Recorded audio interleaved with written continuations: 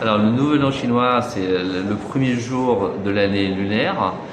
Et cette année, c'est l'année du buffle de métal. C'est le deuxième animal sur les 12 qui sont répertoriés. Alors c'est toujours un cycle de 12 ans chaque fois.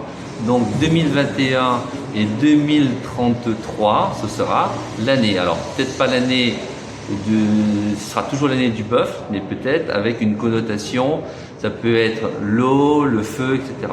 Alors la mairie de Saint-Paul, parce que nous sommes basés effectivement sur Saint-Paul, ça fait une quinzaine d'années où vraiment la mairie nous soutient entièrement dans le cadre du Nouvel An chinois, puisque nous faisons venir depuis une quatorzaine d'années une troupe chinoise, mais compte tenu du contexte Covid, cette année nous avons mis en avant toutes les troupes locales, aussi bien des danses, d'arts martiaux, de tai chi, de manière à ce que ces troupes puissent vraiment s'y produire. En fait, c'est comme tous les ans, l'idée c'est de faire partager ces moments de culture, ces moments de passion que l'on a pour la culture chinoise, aussi bien au niveau de la danse, de la calligraphie, aussi bien de tout ce qui est lié à la culture chinoise.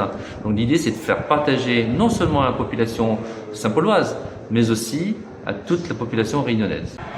Tout d'abord, ici nous sommes dans la longère Sud-Elfuma où se trouve exposée une exposition qui nous provient donc du CAUE et qui s'intitule Boutique Fonker. Donc c'est l'histoire de la boutique chinoise et son évolution dans l'histoire à La Réunion.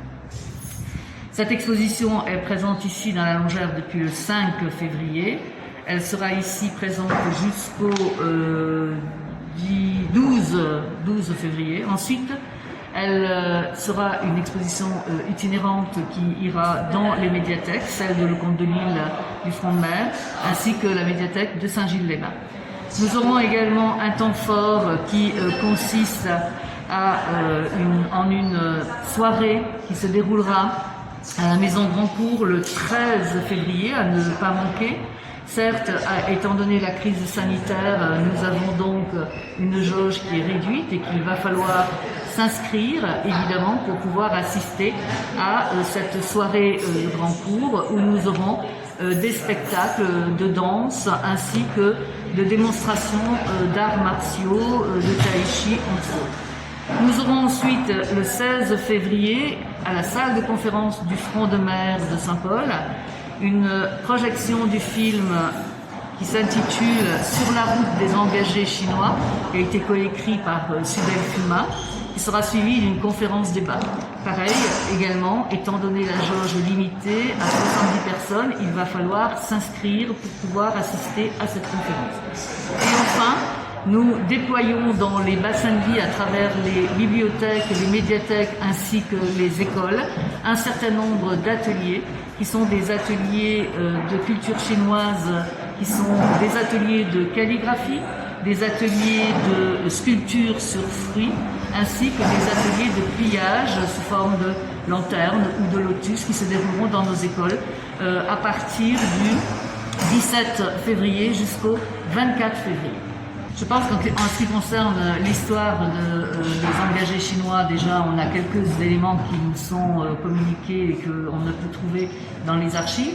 Cette histoire, elle évolue bien sûr, et je vois qu'à travers cette exposition sur les boutiques chinoises et les boutiques longtemps, on voit une évolution déjà architecturale de la boutique chinoise et une évolution bien sûr de cette communauté chinoise qui, à travers cette culture riche qu'ils nous ont transmis et qu'ils ont apporté ici à La Réunion et qui s'est brassée à la culture réunionnaise.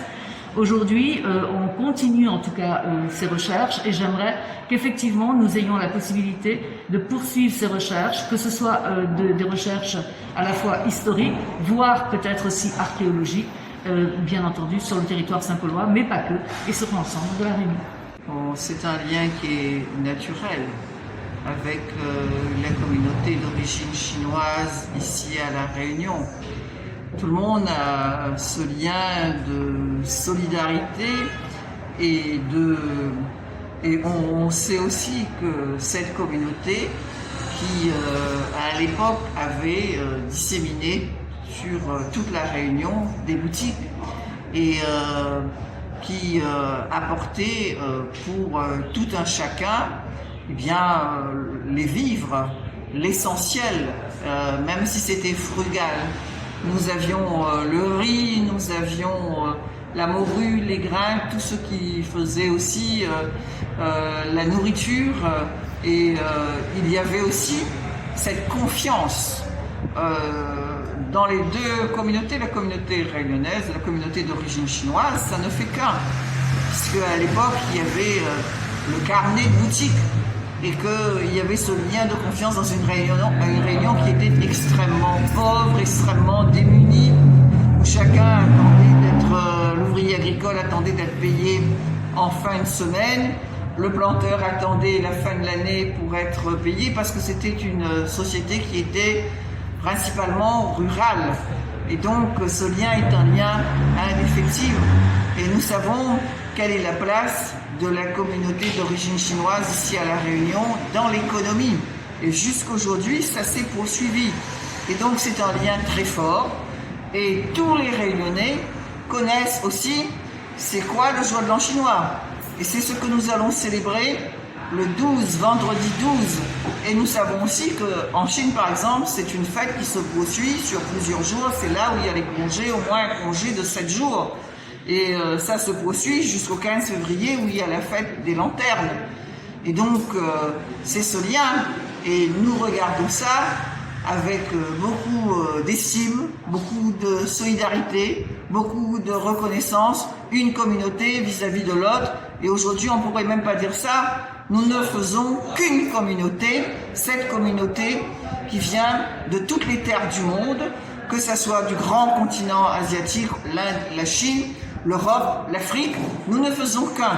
Il n'y a pas de différence. Et nous ne faisons que célébrer eh bien, les fêtes des uns et des autres, que ce soit la fête hindoue, que ce soit la fête chinoise, que ce soit les autres fêtes catholiques, Noël. Nous fêtons le 20 décembre parce que nous avons un passé douloureux et donc nous ne pouvons oublier ni l'Afrique ni Madagascar. Et donc c'est cela qui fait notre lien très fort, toutes les communautés ensemble ici sur cette terre de La Réunion, et ceci est exemplaire. Et avec l'école franco-chinoise, avec la maison Grandcourt, qui à l'origine, tout le monde le sait, c'est une maison qui est issue d'une grande plantation, qui est issue aussi de l'exploitation, de l'esclavage. C'est cette propriété qui se trouve là, sur la chaussée royale à Saint-Paul, tout le monde la connaît. Pour la Chine, les frontières sont fermées. Et donc, nous sommes riches de ce que nous avons et nous l'ignorons.